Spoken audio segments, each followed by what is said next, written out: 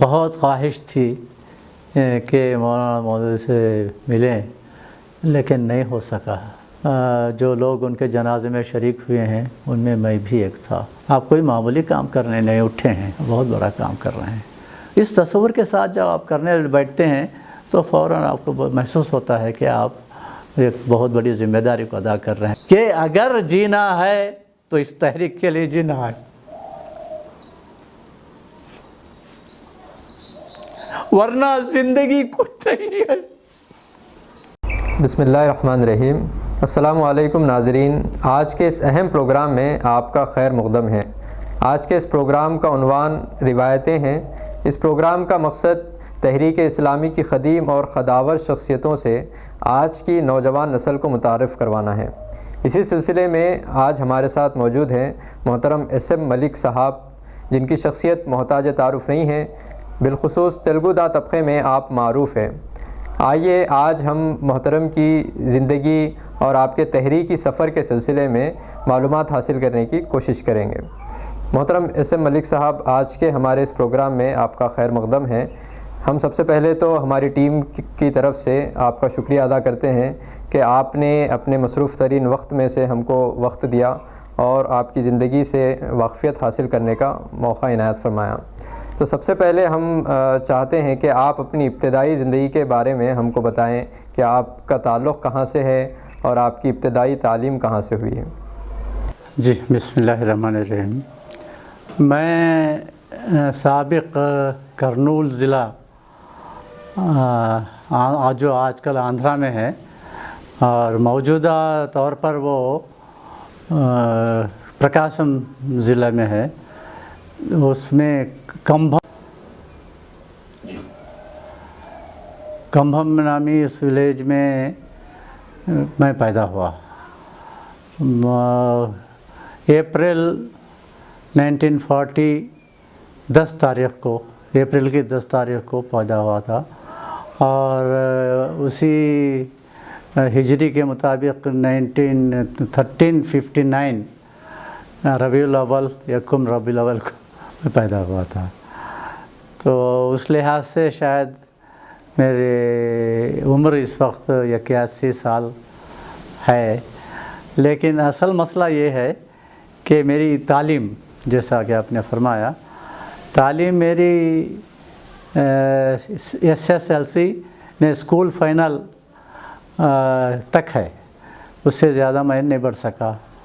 گھریلو تعلیم میری والد صاحب نے جو ہے عربی اور فارسی کی تعلیم والد صاحب نے دی تھی، والدہ نے قرآن مجید پڑھایا، اور دینی تعلیم جو کچھ میری ہے میری والدہ صاحبہ کے ذریعے سے ہوئی ہے۔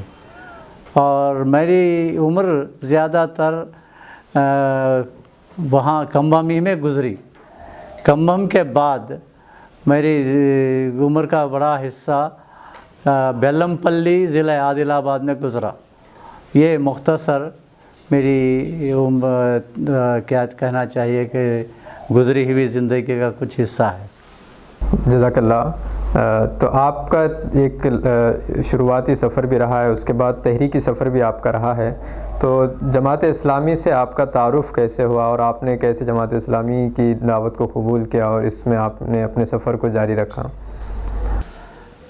جیسا میں نے بتایا، میری تعلیم زیادہ نہیں تھی، صرف SSLC یعنی اسکول فائنل ہی تک کی میری تعلیم تھی، تو میں بڑی ملازمتیں نہیں کر سکا۔ کچھ ابتدائی ملازمت میری 4 سال تک سنگرانی کالریز کمپنی میں بیلم پلی میں رہی، اور وہاں سے میں ڈراؤٹسمین میری کچھ تعلیمات اور میری کچھ مصروفیات کی وجہ سے مجھے ڈراؤٹسمین کی نوکری سدرن ریلوے میں ملی۔ سدرن ریلوے میں 10 سال میں کام کرتا رہا۔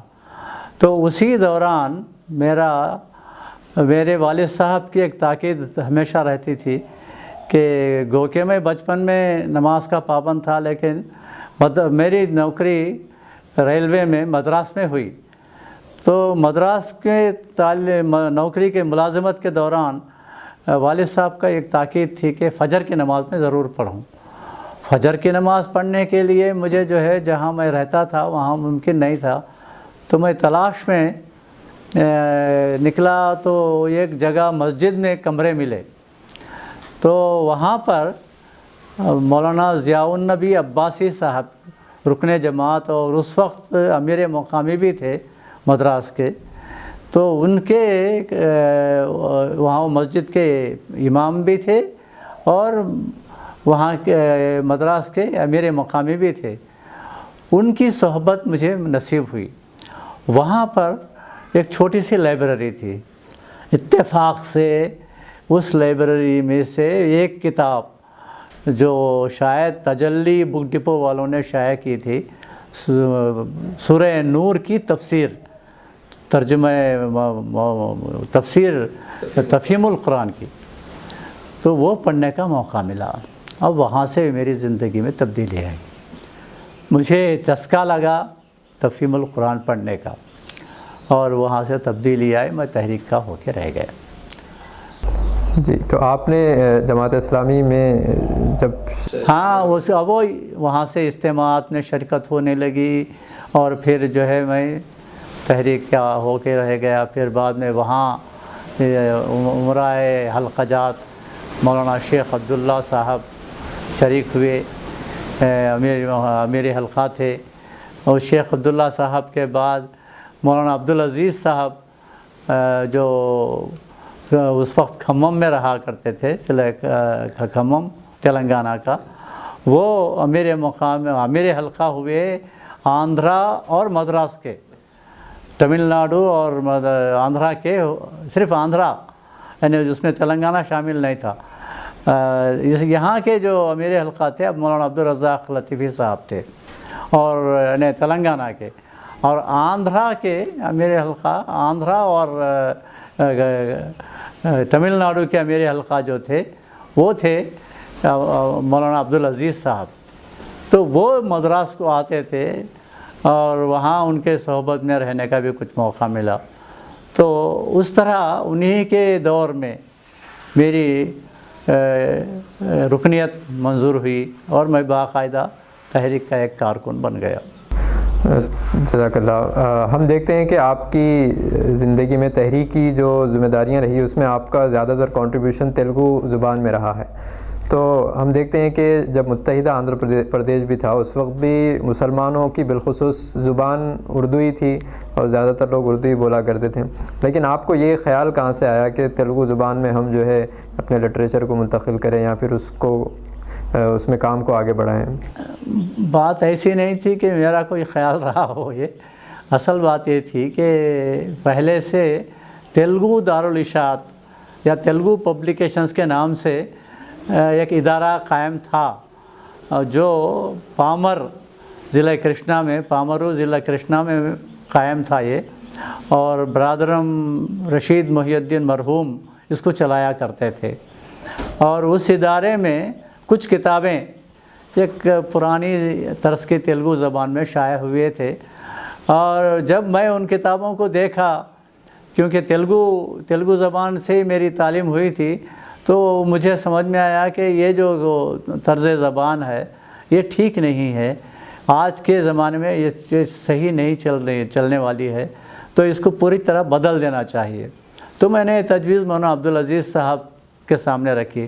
مولانا عبدالعزیز صاحب کو تیلگو زبان سے بہت زیادہ واقفیت تو نہیں تھی، تو انہوں نے کہا کہ بھائی میں تیلگو زبان سے زیادہ واقف نہیں ہوں، اگر تمہارا خیال یہ ہے کہ اس کو بدلنا چاہیے تو میں یہ تجویز ہمارے شورا کے سامنے رکھوں گا، حلقے کی جو شورا تھی اس کے سامنے رکھوں گا۔ تو چنانچہ انہوں نے بات رکھی، اور اس سے پہلے کہ یہ بات منظور ہو، وہاں پر یہ بات منظور ہوئی کہ ایک ماہنامہ تیلگو میں چلایا جائے۔ تو وگنان چندرکا کے نام سے ایک ماہنامہ شروع ہوا آندھرا میں، نیلور اس کا مرکز تھا، مرکز سے وگنان چندرکا نام سے ایک ماہنامہ شروع ہوا، اس میں نے مضامین لکھنا شروع کیے۔ تو اس کے بعد میری تحریر، طرز تحریر وغیرہ ان لوگوں نے دیکھی، اور دیکھ کر انہوں نے کہا کہ بھائی یہ تو بہت اچھا ہے، اس کو پسند کیا گیا، اور لوگوں نے کہا کہ بھائی ان کو ذمہ داری دی جا سکتی ہے کہ یہ اس زبان میں ان کتابوں کو منتقل کیا جائے۔ تو چنانچہ جو پہلے جو کتابیں تھیں ان کتابوں کو منتقل کرنے کی طرف لوگوں کو توجہ دلائی گئی۔ یہ کام اس طرح میرے ذمے کیا گیا۔ تو ہم دیکھتے ہیں کہ تیلگو لینگویج میں بالخصوص ابھی جو ادارہ موجود ہے ٹپ تیلگو اسلامک پبلیکیشن کا، تو اس میں بھی آپ کا بڑا اہم رول رہا ہے۔ تو اس سلسلے میں جو ٹپ کا قیام ہے اور اس سلسلے میں جو آپ کی طرف سے جو کاوشیں رہی ہے اور اس کے قیام میں جو مسائل وغیرہ رہے ہیں اس سلسلے میں بھی کچھ رول۔ جی ہاں، یہ اصل مسئلہ ایک وہ تھا کہ ایمرجنسی کے زمانے میں 1974 اینڈ 77 کے زمانے میں، اس زمانے میں ایک بڑا مرحلہ پیدا ہوا کہ لیگلی بین ہو گئی تھی جماعت۔ تو اسی دوران میں جماعت کا بین ہونا ہی تھا کہ تیلگو اسلامی پبلیکیشنز کو بھی جو ہے، تیلگو اسلامی پبلیکیشن نہیں تھا اس وقت، تیلگو پبلیکیشنز بلکہ تھا، تو تیلگو پبلیکیشنز بھی ایک دم رک گیا، کام رک گیا اس کا۔ تو اس وقت تک میں کچھ کتابوں کی ترجمہ کر چکا تھا، جیسے جو ہے سلامتی کا راستہ، زندگی بعد موت، اور کچھ کتابیں چھوٹی موٹی، اور اس کے ساتھ ساتھ ترجمہ اس وقت جاری تھا وہ رسالہ دینیات کا، راہ عمل کا، اور کچھ بڑی کتابوں کا ترجمہ میں شروع کیا تھا اور مکمل نہیں ہوا تھا۔ اسی زمانے میں ایمرجنسی لگ گئی۔ ایمرجنسی لگنے کے بعد پورا کام جو تبدیلی ہو رہی تھی لینگویج کی وغیرہ، وہ سب جو ہے رک گیا تھا۔ اس وجہ سے جو کام ہو رہا تھا وہ بھی ختم ہونے کو آ گیا تھا۔ اسی دوران اللہ کا فضل ہوا کہ ایمرجنسی اٹھ گئی، اور پھر ہم جو ہے جو لیگل ہرڈل پیدا ہو گیا تھا اس کو دور کرنے کا موقع ملا، اور فوراً یہ خیال ہوا کہ یہ لیگل جو ہرڈل پیدا ہوا ہے اس کو دور کرنے کے لیے ایک سوسائٹی بنائی جائے، اور اس کو جو ہے تیلگو اسلامک پبلیکیشنز اصل میں ایک سوسائٹی بنائی گئی پہلے، اور اس سوسائٹی کے لیے اور میں نے اور اس وقت جناب سید یوسف صاحب مرحوم حیات تھے، تو ہم لوگوں نے مل کر یہ طے کیا کہ بھائی اس سوسائٹی کی جب تک ہم سوسائٹی نہیں بنائیں گے اور کوئی لیگل اس کو پوزیشن نہیں دی جائے گی، جماعت اسلامی کے تحت جب تک رہیں گے تو جماعت اسلامی پر جب بھی کوئی آفت آئے گی اس یہ تیلگو پبلیکیشن پر بھی آفت آئے گی، ایسا نہ ہو، یہ انڈیپینڈنٹ ہو جائے۔ تو انڈیپینڈنٹ رکھنے کے لیے، ادارے کو انڈیپینڈنٹ رکھنے کے لیے سوسائٹی ہم نے قائم کی، اور اس سوسائٹی بنی 1977 میں یہ سوسائٹی بنی، اور اسی کے تحت اس کا نام تیلگو اسلامک پبلیکیشنز رکھا گیا، جس کو جماعت سے بالکل علیحدہ قائم کیا گیا، اور پھر اس کے تحت یہ پورے کام بھی ہوئے۔ جی مولانا جزاک اللہ، آپ نے ترجمہ کئی سارے کتب کا کیا، اور بالخصوص قرآن مجید کا بھی آپ نے تیلگو میں ٹرانسلیشن کیا ہے۔ تو یہ جو قرآن مجید کے ٹرانسلیشن کا جو آپ کا سفر رہا ہے، تو وہ جو دلچسپ سفر ہم محسوس کرتے ہیں کہ وہ ایک کافی دلچسپ سفر رہا ہوگا، تو آپ کے اس سلسلے میں جو کاوش ہوئی ہے اس کے سلسلے میں بھی ہم کو کچھ واقف کروائیں۔ تفہیم القرآن کا ترجمہ میں نے جو کیا ہے، اس سے پہلے برادرم شیخ حمید اللہ شریف صاحب نے قرآن کا ترجمہ کیا ہے۔ یہ بات صحیح نہیں ہے کہ میں نے یا شریف صاحب نے قرآن مجید کا ترجمہ کیا ہے، نہیں، صحیح نہیں ہے۔ قرآن مجید کا ترجمہ ہم نے نہیں کیا ہے، نہ میں نے نہ شیخ حمید اللہ شریف صاحب نے۔ شیخ حمید اللہ شریف صاحب نے ترجمہ قرآن مجید، مولانا سید ابوالعلا مودودی رحمۃ اللہ علیہ نے جو ترجمہ کیا ہے اس ترجمے کا ترجمہ کیا ہے۔ بات صحیح یہی ہے، ہم نے کوشش کی ہے کہ مولانا کے ترجمے کی ترجمانی کریں، یہ صحیح بات ہے۔ یہ بات کہ ترجمہ قرآن کیا ہے، یہ بات صحیح نہیں ہے۔ اس بات کو کبھی بھی بھولنا نہیں چاہیے کہ شریف صاحب نے یا ایس ایم ملک نے قرآن مجید کا ترجمہ کیا ہے، یہ صحیح نہیں ہے۔ ہم نے جو کچھ کوشش کی ہے مولانا مودودی کے ترجمے کی ترجمانی کی ہے، یہ صحیح واقعہ ہے۔ شریف صاحب کے ترجمے کے دوران میں نے ان کی مدد کی ہے، اس وجہ سے کہ شریف صاحب الحمدللہ اچھی اردو جانتے تھے، کوشش کیا ہے انہوں نے کہ ترجمہ کریں، لیکن اس زمانے میں مولانا عبدالرزاق لطیفی صاحب نے یہ بتایا تھا کہ ایک بورڈ بنایا تھا کہ ترجمے کو جو بھی ترجمہ ہو اس ترجمے کی تصحیح کے لیے ایک بورڈ بنایا تھا، جس میں ایک عالم دین تھے مولانا محمد شریف صاحب اور شکیل احمد انور صاحب، میں ایک اور 2 صاحبان تھے، تو ہم سب مل کر کے اس کی تصحیح کرتے تھے۔ بہت زمانے تک ویسا ہوتا رہا، بعد میں ایسا قائم نہیں ہو سکا، لیکن آخر تک اب یہ میں تو ساتھ دیتا رہا اور آخر تک اس کو ساتھ دینے کے بعد اس کو تصحیح کرنے کے بعد ہی اس کو شائع کیا گیا۔ تو مولانا عبدالرزاق لطیف صاحب نے ایک ایڈیٹوریل بورڈ بنایا تھا، اس بورڈ میں مولانا محمد شریف صاحب اور شکیل احمد انور صاحب، میں اور کچھ ساتھی تھے، تو ہم نے اس کا پورا ترجمے کے بعد شریف صاحب، شیخ حمید اللہ شریف صاحب کے ترجمے کے بعد اس کو ہم نے جائزہ لیا اور پھر اس جائزے کے مطابق اس کو تصحیح کیا اور شائع ہوا۔ یہ شیخ حمید اللہ شریف صاحب کے ترجمہ قرآن کے بارے میں ہے۔ میرے جو ترجمہ تفہیم کا جو ترجمہ ہے، یا پھر دوبارہ میں اس بات کی تصحیح کروں کہ میں نے کوئی ترجمہ قرآن مجید کا نہیں کیا ہے، مولانا مودودی کے ترجمہ تفہیم القرآن کی ترجمانی کی ہے، اور میں نے کوشش یہ کی ہے کہ مولانا، میں یہ دعویٰ نہیں کر رہا ہوں، میں نے کوشش کی ہے کہ مولانا مودودی کے تفہیم القرآن کا ترجمہ من و عن کرنے کی کوشش، یہ کوشش کہاں تک کامیاب ہوئی ہے یہ خدا بہتر جانتا ہے، اور قارئین جو دونوں زبانوں کے ماہر ہیں وہ زیادہ جانتے ہیں۔ البتہ کوشش میری یہی ہے، بلکہ میں نے اس کوشش کو یہاں تک کہا ہے، بعض جگہ کہا ہے، اور شاید میں نے کہیں لکھا بھی ہے کہ میری کوشش یہ رہی ہے، اس حد تک رہی ہے کہ اگر مولانا مودودی تیلگو میں تفہیم القرآن لکھتے تو کیسا لکھتے، میں نے کوشش کی ہے کہ اس انداز میں لکھی جائے۔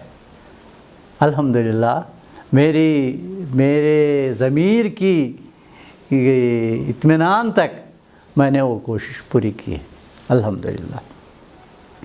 البتہ اس کوشش میں میرے لیے کافی ظاہر ہے، ایک زبان سے دوسری زبان میں کسی بھی چیز کو ترجمے کو لانا آسان نہیں ہے، کو جا کے جو ہے تفہیم جیسے چیز اور خاص قرآن مجید کی ترجمانی کی بات ہو تو بہت مشکل چیز ہے، اور جو آدمی خدا اور آخرت میں یقین رکھتا ہو اور خدا کے پاس جواب دہی کا تصور رکھتا ہو اس کے لیے تو اور مشکل ہے، لیکن میں نے کوشش کی ہے اور اس تصور کے ساتھ کوشش کی ہے کہ یہ جو پیغام ہے یہ اللہ کا آخری پیغام ہے، اور اس پیغام کے ذریعے سے اس ملک میں، خاص کر اس خطے میں جو تیلگو کا ایریا ہے، جو بہت بڑا ایریا ہے، آپ اس ایریا کو اندازہ لگائیے کہ ادھر سری کاکولم کے ایریا سے لے کر کے ادھر جنوب میں نیلور تک، اور ادھر مشرق میں آپ کے کیا ہے، مشرق میں کہاں تک پہنچتا ہے ادھر، اور مشرق اور مغرب کے جو سرحدیں ہیں تلنگانہ کے، آندھرا کے، یہ پورا ایریا ہے، بہت بڑا واسٹ ایریا ہے۔ اتنے بڑے ایریا میں بستے ہیں، سب سے بڑی ریاست اس لحاظ سے ہے تیلگو بولنے والوں کی، اور ان تمام لوگوں کے بندوں تک، انسانوں تک اس پیغام کو پہنچانا ہے، اللہ کے آخری پیغام کو پہنچانا ہے۔ اس پیغام کو پہنچانے کے لیے یہ ذمہ داری آپ پر آ جاتی ہے۔ تو جب آپ اس تصور کے ساتھ کرتے ہیں کہ اللہ کے پیغام کو وہاں تک پہنچانا ہے، یہ پہنچانے کی ذمہ داری آپ پر ہے، اس تصور کے ساتھ جب آپ یہ کام کرنے اٹھتے ہیں تو فوراً آپ کو اس بات کا خیال رکھنا پڑتا ہے کہ کیا کر رہے ہیں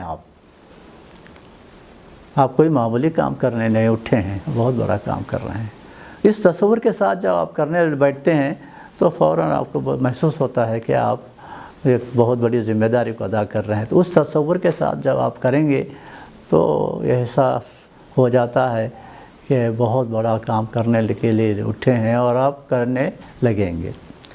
تو میں نے بھرپور کوشش اس بات کی ہے کہ یہ تصور مجھ پر حاوی رہے، اور اسی تصور کے ساتھ میں نے یہ کوشش کی ہے الحمدللہ۔ اس کے بعد کچھ ساتھیوں نے میرا ساتھ دیا ہے۔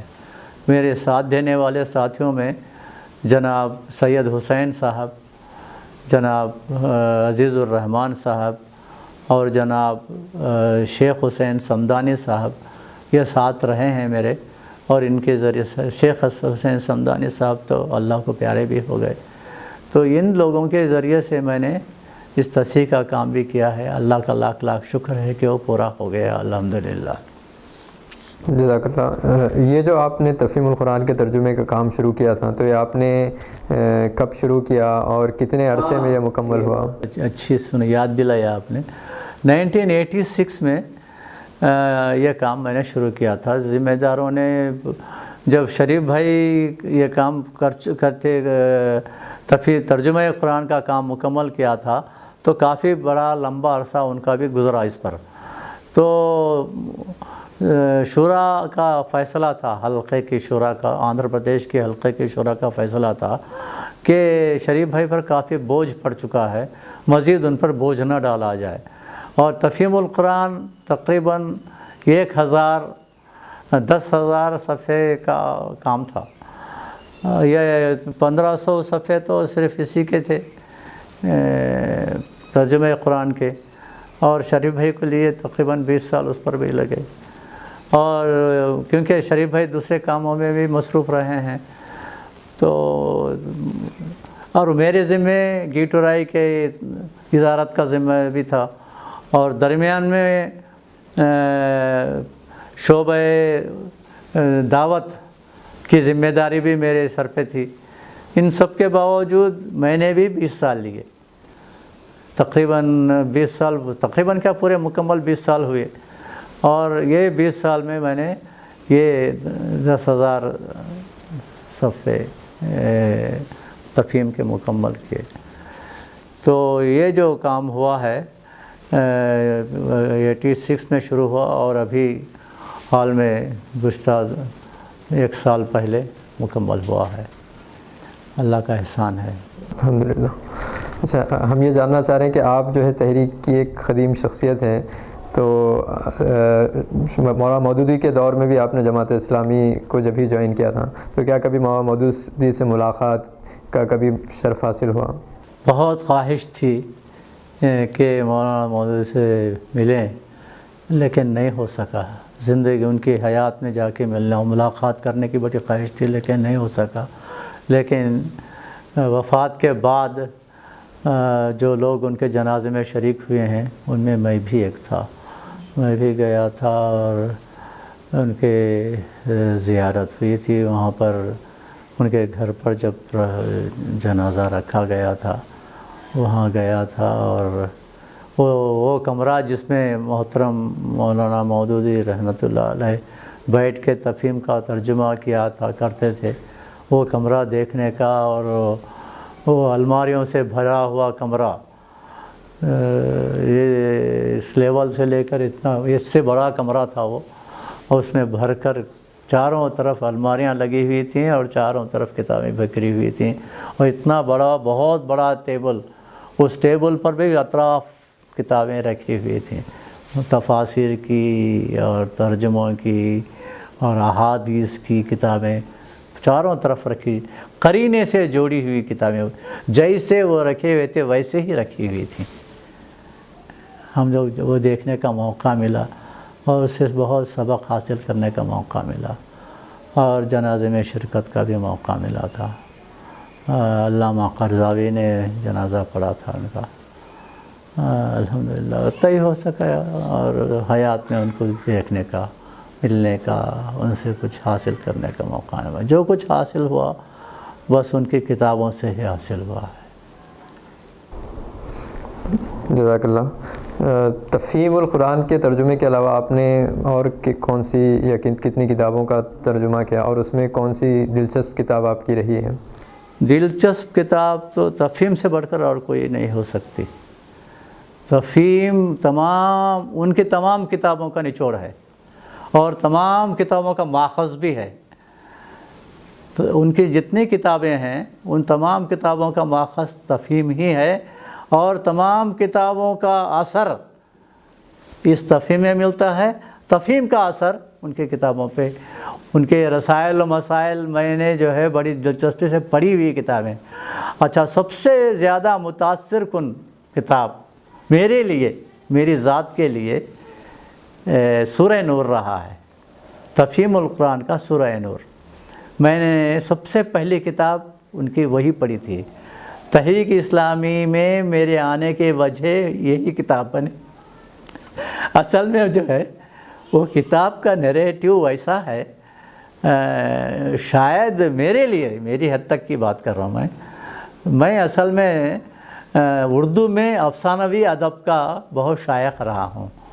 मैं शुरू से अपनी नौजवानी से 14-15 साल की उम्र से लेकर के इस बात का बड़ा मुतमन्नी रहा कि उर्दू में लिखूं, उर्दू में अफ़साने लिखूं, किताबें लिखूं, नज़में लिखूं, शायरी करूं। अदब का बहुत बड़ा बहुत क़ायल रहा और उर्दू अदब का मैं बहुत ज़्यादा उसका रहा। यहाँ तक कि इब्ने सफ़ी के नावलों का बहुत बड़ा क़ायल रहा हूँ मैं। सच्ची बात है, ये वाक़या है, इसमें शर्माने की कोई बात नहीं है। तो मैं जैसे ही वो हाथ डाल के वो किताब निकाला तो हाथ को जो किताब आई थी सूरह नूर का तर्जुमा था और खोल के जो उसका नरेशन पढ़ा तो ऐसा लगा कि वो इब्ने सफ़ी से भी 1000 गुना दिलचस्प किताब है ये। मैं पढ़ता गया ये वाला ये तर्जुमा कुरान मजीद का, तर्जुमा कुरान मजीद तफसीर इतने अच्छा अंदाज में कौन लिख सकता है। और किताब उसके बाद में कुछ हिस्सा पढ़ने के बाद खोल के देखा कौन है ये, और नाम भी अजीब लगा मुझे, अबुल आला। कहीं अब तक तो किसी का नाम नहीं सुना था, इसलिए मुझे और ताज्जुब लगा ये कैसा आदमी है, कौन आदमी है, मौली है, क्या है। और जब जो है पूरी किताब ख़त्म कर 2 मरतबा पढ़ा एक दिन में, मैं एक ही दिन में शाम सुबह होने से पहले 2 मरतबा पढ़ा हुआ है वो किताब। पढ़ने के बाद मुझे बिल्कुल इश्क हो गया उस किताब से और मैं बोला ये किताब, यही एक किताब है या और भी किताबें हैं? उन्होंने कहा भाई ये तो पूरे वो है। उस वक्त तक 4थी जिल्द आ चुकी थी। वो जिस ज़माने में मैं पढ़ा था 63 की बात है ये, 1963, 4थी जिल्द आ चुकी थी और 5वीं 6ठी जिल्द मुकम्मल नहीं हुए थे उस वक्त। उसके बाद मौलाना ने मुकम्मल किए वो बाकी की चीज़ें। तो उस वक्त तक 4थी जिल्द ही हुई थी। तो 4थी जिल्द तक फर पूरी किताबें मंगवा के मैंने पढ़ी। उसके बाद दीगर किताबें पढ़ा। तो अब मौलाना मौदूदी की तहरीर से एक इश्क जुनून सा हो गया और मौलाना मौदूदी के दीवाने हो करके हम जो है किताबें पढ़ने लगे, तहरीक इसके लग गए। और उसके बाद तहरीक से पूरी तरह लगे। मौलाना मौदूदी से जो मिले थे मौलाना शेख अब्दुल्ला मरहूम जो अमीर हल्का थे वहाँ के तमिलनाडु के, उनसे मुलाकात हुई और उन्होंने बताया कि मौलाना मौदूदी कैसे थे, क्या था, कैसे दर्स कुरान होते थे, उन नशिस्तें, पठानकोट की नशिस्तों के बारे में उनसे सुनकर और भी दीवानगी बढ़ गई हमारी तहरीक से। और एक बात सच्ची समझिए आप, उसी वक्त से मैं ये बात ठान लिया था कि अगर जीना है تو اس تحریک کے لیے جینا ہے، ورنہ زندگی کچھ نہیں ہے۔ اس ملک میں رہنا ہے اور اس ملک میں زندگی گزارنا ہے تو بس تحریک کے لیے زندہ رہنا ہے، ورنہ تحریک کے سوا کوئی کام کرنا نہیں ہے۔ یہ اسی لمحے میں ٹھان لیا تھا اور اس کے بعد تحریک کے ہو کے رہ گئے ہیں۔ جزاک اللہ خیر۔ تو آپ نے مختلف کتابوں کا ترجمہ کیا، تو اس میں کتنی کتابیں اب تک آپ نے ترجمہ کیا، اور ابھی اور کچھ کیا آپ کے ترجمے کے سلسلے میں کوششیں جاری ہیں؟ کچھ یاد نہیں ہے بابا، میں جو ترجمے میں نے کیے ہیں وہ جیسے جیسے تقاضے آتے گئے، جیسے جیسے ضرورتیں آتی گئیں ویسا میں ترجمہ کرتا گیا۔ اس میں کچھ کتابیں وہ ماہنامہ جو ترجمہ وہ تھا جس کا نیلور سے جو نکلتا تھا، وگنانا چندریکا، اس کے ایڈیٹوریل سیکشن والوں نے کچھ ترجمے جو ہے وہ کچھ کتابوں کا ترجمہ کرنے کے لیے کہا تھا، تو کچھ ترجمہ اس کے لیے کیا تھا، اور کچھ پبلیکیشنز تیلگو پبلیکیشنز کے نام سے جو تھا اس کے لیے کیا تھا، اور کچھ چینج کرنا، لینگویج چینج کرنے کا تقاضا میں جو سمجھا تھا ویسے کیا تھا۔ اور اس کے بعد جب تیلگو اسلامک پبلیکیشنز بننا اور اس کی ذمہ داری میرے اوپر آئی، میں سیکریٹری بنا تھا اس سوسائٹی کا، تو میرے ذمہ آئی، تو جیسے جیسے ضرورت بنتی گئی، جیسے جیسے ضرورت سامنے آئی میں ترجمہ کرتا گیا۔ تو کتنے کیا یاد تو نہیں ہے میرے کو، لیکن میں ابھی یہ آپ کا سوال نامہ دیکھنے کے بعد ہمارے جو ذمہ دار ہیں ٹی آئی پی کے اس وقت وہاں پر آفس میں، ان سے پوچھا تھا تو بتائے تھے کہ میں بھیجوں گا وہ سب کلیکٹ کر کے، کتنے میرے ترجمے ہیں اور کتنے میرے تصنیفیں ہیں۔ کچھ کتابیں میں نے خود لکھی بھی ہیں دعوتی نقطہ نظر سے، اور کچھ کتابیں میں نے ترجمے کی ہیں۔ کل البتہ میرے کو یاد ہے 55 کتابیں ہیں، ترجمہ اور تصنیفات ملا کے کتابیں 55 ہیں۔ اس میں کچھ بڑی جو کتابیں ہیں وہ ہیں رسالہ دینیات ہے، اور راہ عمل ہے، انتخاب حدیث ہے، معروف و منکر ہے، اور اسی طرح کچھ اور کتابیں ہیں یاد نہیں آ رہی ہیں اس وقت۔ اسلام وہ سید قطب کی کتاب ہے نا، کیا ہے اس کا نام؟ اسلام ایک نظر میں، نہیں، سید قطب کی کتاب اپاردھار مبولو ترجمہ کیا ہے، اس کا نام میں نے اسلام دا مسنڈر ریلیجن، وہ تو ابھی کچھ آپ کی اس وقت البتہ جو ہے اس وقت جو ہے وہ ہے الجہاد فی الاسلام۔ اچھا، تو آپ نے ابھی تک جو ہے پرنٹ میں اکثر کام کیا ہے، تو الیکٹرانکس کی دنیا میں آپ نے کچھ اپنی خدمات دی ہیں، یا پھر آپ کا کچھ خواب ہے کہ تیلگو میں ہمارا کچھ اس الیکٹرانک کی دنیا میں بھی کچھ ہونا چاہیے؟ پتہ نہیں وہ الیکٹرانک میں کام کہلا جاتا ہے یا نہیں۔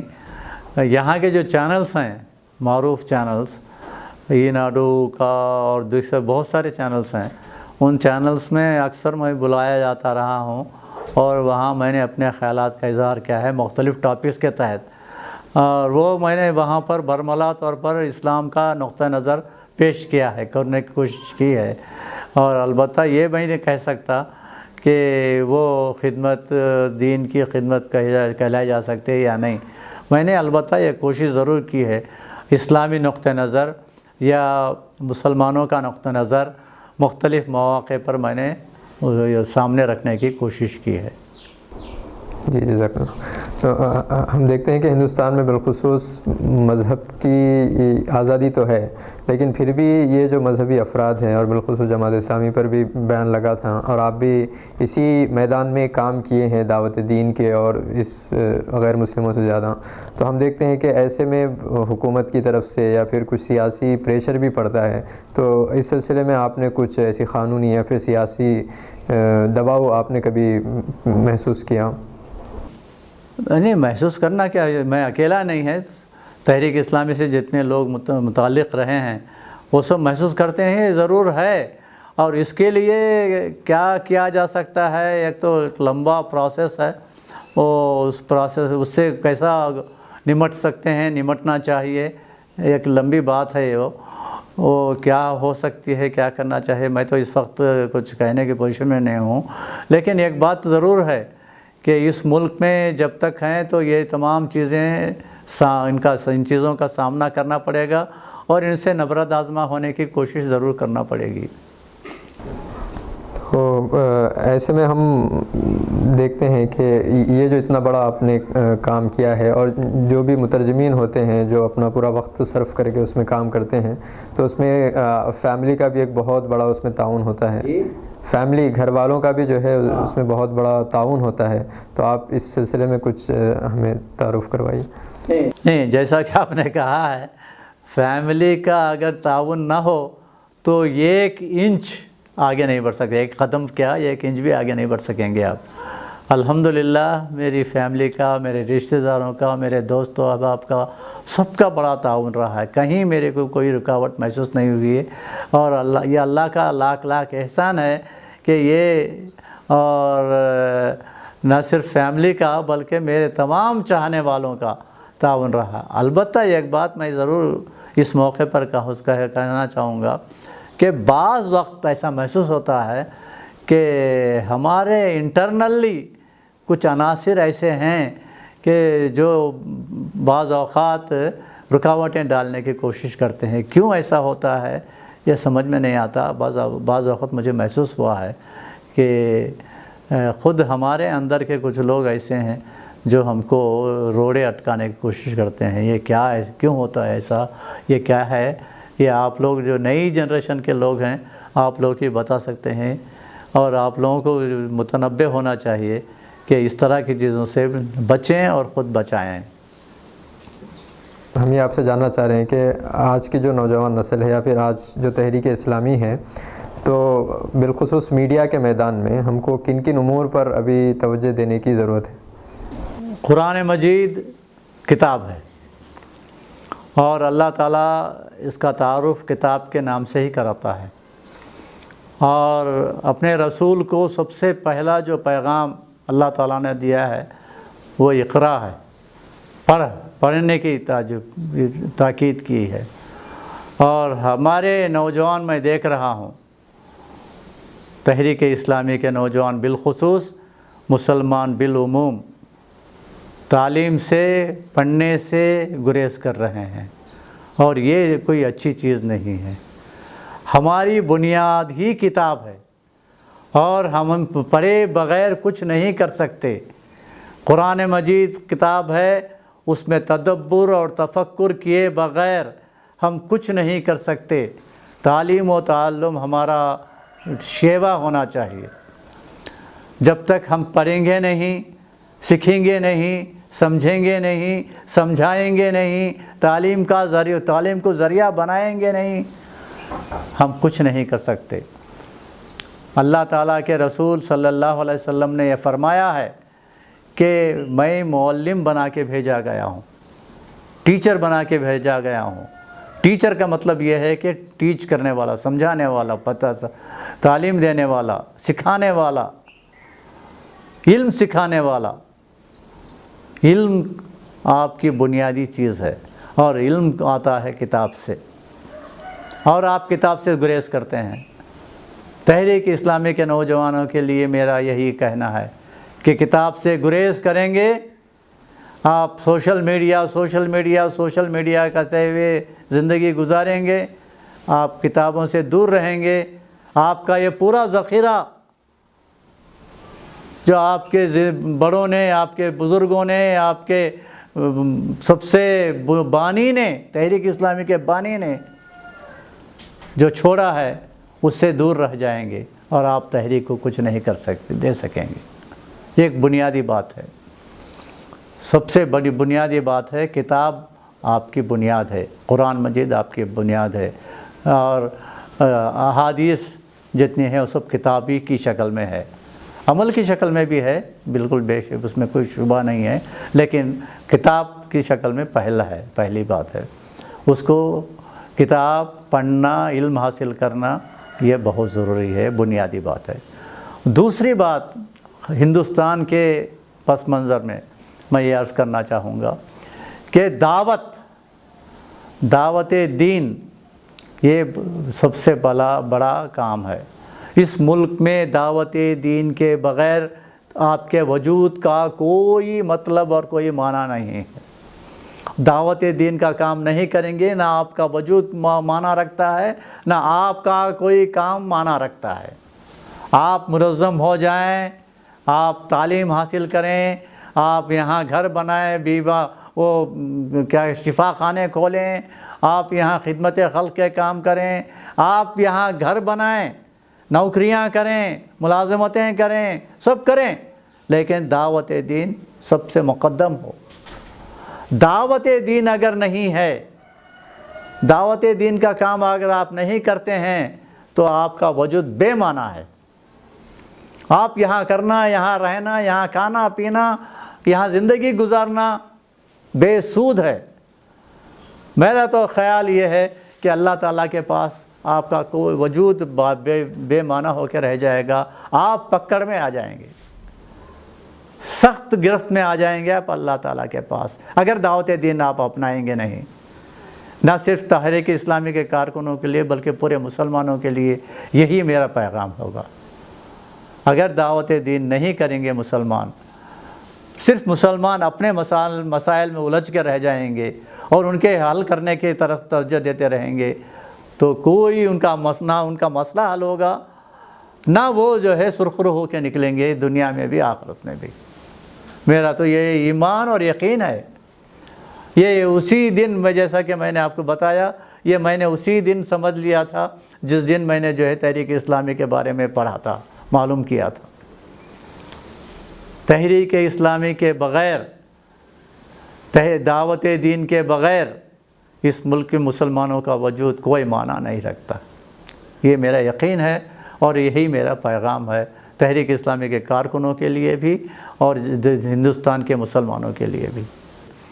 جماعت اسلامی منظم انداز میں کام کرتی ہے، اور دوسری بات یہ کرتی ہے کہ مشورے کے ساتھ کام کرتی ہے۔ منظم انداز میں کام ہو، مشورے کے ساتھ کام ہو، اور تیسری بات یہ ہے کہ ہمارا اپنا خیال یہ ہے، جماعت اسلامی کا اپنا خیال یہ ہے کہ سنت رسول کے مطابق کام ہو۔ یہ تین عناصر اس میں شامل ہونا چاہیے۔ سنت رسول کا مطلب یہ ہے کہ اللہ کے احکام کے مطابق کام ہو، اور اللہ کے احکام کے مطابق صرف کام نہیں ہونا ہے، سنت رسول کے مطابق کام ہو۔ یہ جو پوائنٹس ہیں، یہ جو کیا کہنا چاہیے نکات ہیں، یہ اس میں شامل ہونا ضروری ہے۔ ہمارا کوئی بھی کرو، منظم کام ہو، ہے نا، مشورے کے ساتھ کام ہو، اللہ کے احکام کے مطابق کام ہو، اور وہ جو ہے سنت رسول کے مطابق کام ہو۔ جی، تو مولانا ہم دیکھتے ہیں کہ آج سوسائٹی میں بہت ساری دیگر مسلم جماعتیں بھی موجود ہیں، تو ان دیگر جماعتوں اور جماعت اسلامی کے طریقہ کار میں کیا فرق ہے؟ ہم فرق ہے وغیرہ کی اصطلاح میں بات نہیں کریں گے، البتہ یہ بتائیے کہ ہم جو کام کر رہے ہیں وہ کیا ہے۔ ہم جو ہے اس بات پر یقین رکھتے ہیں کہ ہمارا کام کتاب و سنت کے مطابق ہو۔ کتاب و سنت سے یہ ڈائریکشن یہ ملتا ہے کہ رسول اللہ صلی اللہ علیہ وسلم نے جو کام کیا ہے اس کے 4 عناصر ہیں۔ ایک مختصر انداز میں بہت سارے باتیں ہیں، لیکن ایک بات یہ ہے کہ کام جو بھی کیا جائے منظم کیا جائے۔ اس زمانے کا تقاضا بھی ہے، تحریک کا تقاضا بھی ہے، اور کام کا تقاضا بھی ہے کہ منظم کام کیا جائے، اور دوسری بات یہ ہے کہ مشورے کے ساتھ کیا جائے کام۔ صرف کوئی آدمی دل میں آیا، خیال آ گیا، سمجھ میں آ رہا ہے کہ کرنا چاہیے، کرے، یہ نہیں ہے۔ رسول اللہ صلی اللہ علیہ وسلم کا طریقہ یہ تھا کہ وہ جو ہے کام مشورے کے ساتھ کیا جائے، جو بھی کر رہے ہیں مشورے کے ساتھ کر رہے ہیں، اجتماعی کام ہو، منظم کام ہو، مشورے کے ساتھ کام ہو۔ مشورے کے ساتھ کام کرنے کے ساتھ ساتھ سب سے بڑا کام یہ ہے کہ وہ جو ہے قرآن کے مطابق، قرآنی احکام کے مطابق کام ہو۔ کام ایسے ویسے آپ نے کہا، اس نے کہا، اس نے کہا، یا دمانے کا چلن ہے، ایسا نہیں کیا جائے، یا جماعت اسلامی والے کر رہے ہیں چنانچہ ہم بھی کریں، ایسا نہ ہو۔ قرآن کے احکام کے مطابق، اللہ تعالیٰ کے احکام کے مطابق کام ہو، اللہ تعالیٰ کے احکام کے مطابق کام ہو، منظم کام ہو اور مشورے کے ساتھ کام ہو، لیکن سنت کے مطابق کام ہو۔ اللہ کے رسول صلی اللہ علیہ وسلم نے جس طرح کام کیا ہو اس طرح کام ہو۔ یہ کام اگر ہو رہا ہے، جماعت اسلامی ہی نہیں، آپ جو بھی کہیں، جو بھی اجتماعیت بنائیں، اس کے ساتھ کام کریے۔ آپ کسی بھی اجتماعیت کے ساتھ اگر ہمارا خیال ہے، مختصر طور پہ بتا رہا ہوں میں آپ کو، یہ 4 عناصر اس میں شامل ہیں، اجتماعیت ہو، منظم ہو، اور اس کے ساتھ مشورہ ہو، اللہ تعالیٰ کے احکام کے مطابق ہو، اور سنت رسول کے مطابق کام کر رہے ہوں، بس کافی ہے۔ آپ کہیں بھی جائیں، کسی کے ساتھ کام کریں، ان عناصر کو لے کر کے کام کریں، کافی ہے۔ ہمارا خیال ہے کہ ہم ہی اس کے کوئی وہ نہیں، پورے اسی کے ہم ہی کرنے والے ہیں، دوسرے کوئی نہ کریں، ہمارا خیال نہیں ہے، سب کریں، ہر ایک کے کام کریں، لیکن ہمارا کہنا یہ ہے کہ اللہ کے بندو دین کا کام کر رہے ہو تو ان 4 عناصر کو سامنے رکھ کر کے کام کرو، بس کافی ہے، الحمدللہ کام ہو جائے گا۔ جزاک اللہ خیر مولانا، بڑی تفصیل کے ساتھ آپ نے اپنی زندگی کے بارے میں اور تحریکی سفر کے سلسلے میں اور جماعت اسلامی کا جو طریقہ کار ہے اس سلسلے میں آپ نے روشنی ڈالی۔ ہم امید کرتے ہیں کہ یہ گفتگو ہماری نئی نسل کے لیے ایک مشعل راہ ہو۔ ہم اللہ تعالیٰ سے دعا بھی کرتے ہیں کہ اللہ تعالیٰ آپ کی ان گراں قدر خدمات کو قبول فرمائیں، آپ کو اللہ تعالیٰ لمبی عمر عطا فرمائیں، اور ہم کو اسی طریقے سے آپ سے استفادہ کرنے کی اللہ تعالیٰ توفیق عطا فرمائیں۔ اور ہم اسی کے ساتھ آپ کا شکریہ بھی ادا کرتے ہیں کہ آپ نے ہم کو اپنا وقت دیا، اور اسی کے ساتھ ہمارے آج کے اس اہم پروگرام جس کا عنوان ہے روایتیں، اسی کا ہم اختتام کرتے ہیں، اور انشاءاللہ آئندہ پھر کسی اور اہم شخصیت کے ساتھ ہم ان کی زندگی اور ان کے سفر کو لے کر آپ کے سامنے حاضر رہیں گے۔ جزاک اللہ خیر، السلام علیکم۔